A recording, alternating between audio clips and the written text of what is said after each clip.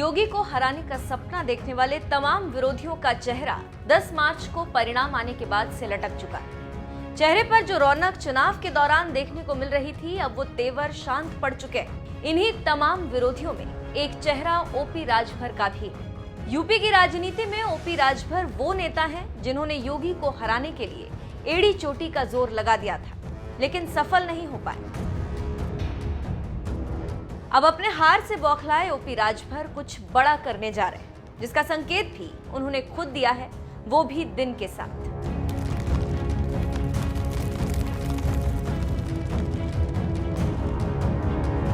उत्तर प्रदेश विधानसभा चुनाव के नतीजे सामने आने के बाद यूपी की राजनीति में एक बार फिर हलचल तेज हो गई। 19 मार्च को अचानक से अमित शाह और ओपी राजभर के बीच मुलाकात की खबर सामने आई। खबर के सामने आते ही अटकलों के बाजार भी गर्म हो गए। बाकायदा मुलाकात की तस्वीर भी तेजी से वायरल होने लगी थी, जिसे आप अपनी स्क्रीन पर देख भी सकते हैं। लेकिन सुभासपा के नेता और प्रवक्ता, यहाँ तक खुद राजभर ने इस खबर को झूठा करार दिया और साफ साफ शब्दों में कहा कि सपा और सुभासपा के गठबंधन में दरार डालने के लिए ऐसा किया गया। खैर, इन सभी के बीच एक नामी न्यूज चैनल ने ओपी राजभर का इंटरव्यू लिया। इंटरव्यू के दौरान राजभर से पत्रकार ने पूछा कि आपकी बीजेपी के बड़े नेताओं से मुलाकात कब हुई थी। इस सवाल पर ओपी राजभर ने कहा कि 2019 से पहले हमारी मुलाकात हुई थी। इसके बाद पत्रकार ने राजभर से सवाल किया कि आखिरी बार आप दिल्ली कब गए थे। ये सवाल पूछे जाने पर ओपी राजभर ने कहा कि जब मुझे इस्तीफा देना था, हमारे वोटरों को हम पर विश्वास है।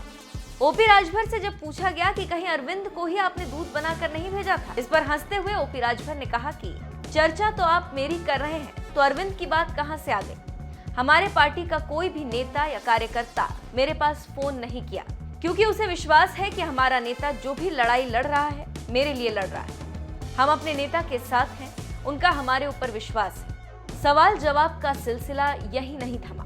राजभर के इस जवाब को जानने के बाद पत्रकार ने तुरंत पूछा कि 2024 को लेकर क्या प्लान है। 2022 का प्लान तो आपका फेल हो गया, कैसे लड़ेंगे आगे की लड़ाई।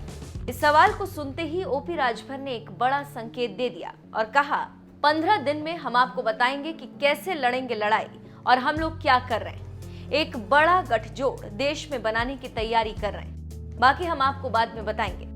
बता दें कि ओपी राजभर की पार्टी सुभासपा का पहले बीजेपी के साथ गठबंधन था, लेकिन अपनी कुछ मांगों को लेकर राजभर ने यूपी सरकार के मंत्रिमंडल से इस्तीफा दे दिया था। साथ ही उन्होंने भाजपा के साथ गठबंधन तोड़ने का ऐलान भी कर दिया था। इसके बाद 2022 विधानसभा का चुनाव सपा के साथ गठबंधन कर लड़ा था। अब उनके एक बार फिर भाजपा में शामिल होने की चर्चाएं तेज हो गई। राजभर के इस बयान पर कहा यह भी जा रहा है कि हो ना हो, अखिलेश यादव को कोई बड़ा झटका मिलने वाला है। लोगों का कहना है कि राजभर का एक बार फिर बीजेपी मोह जाग चुका है। लेकिन ओपी राजभर किस बड़े गठजोड़ की बात कर रहे हैं, इसके बारे में उन्होंने खुलकर तो नहीं बताया, लेकिन कुछ बड़ा करने का इशारा जरूर दे दिया।